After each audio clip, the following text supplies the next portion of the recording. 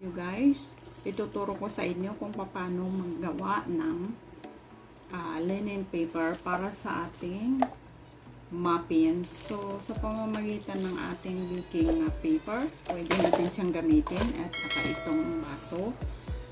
At saka of course lapis, gunting, and, roller at saka tape measure.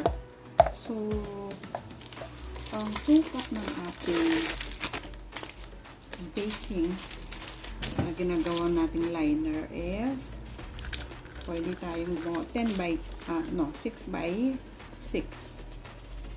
So 6 yung size dito pahaba and 6 din dito sa ating pahalang.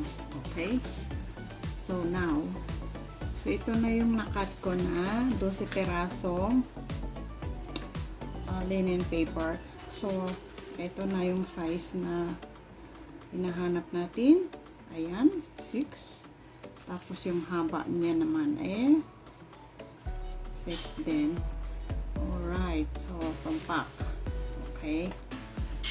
So now, yung ating baking paper, gagawin natin siyang ganito.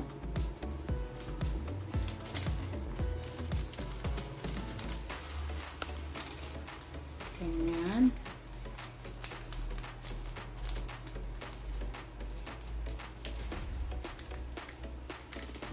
At saka ganyan. Alright. So, buklatin. At ipatong sa gitna yung ating baso. Alright. So, yung ating gagawin ngayon is yung pinaka ganyan. Gagawin mo lang yung ganyan. Ganyan.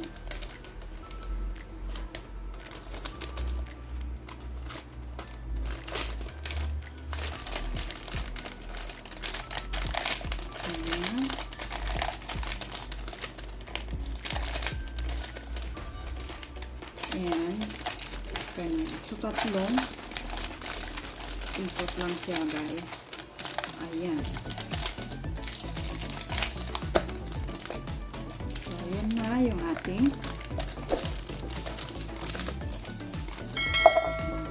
ating linen paper para sa ating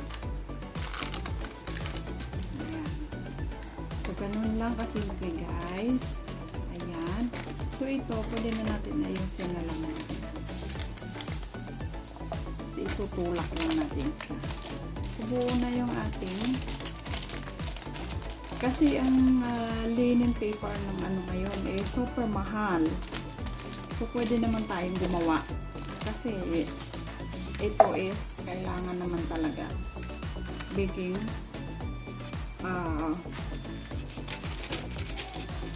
paper yung ginagamit sa ating pagluluto. So, ganun lang kasimple, guys. Bubuuhin ko lahat ito. So, ito na yung finished product na aking tutorial na paano gumawa ng liner paper. Pero gamit ko dito is yung ating baking wrapper. Okay? Pero kung mayroon kayong linen paper, pwede ninyong gawin yun. Mas madaling gawin yun kaysa dito dahil medyo madulas-dulas ito.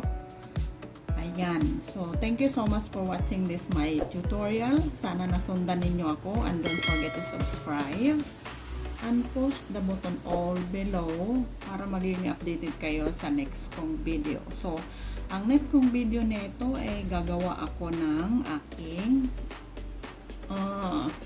jumbo muffins. So, ito yung ginagamit ng jumbo muffins na liner. Thank you, guys. Bye-bye.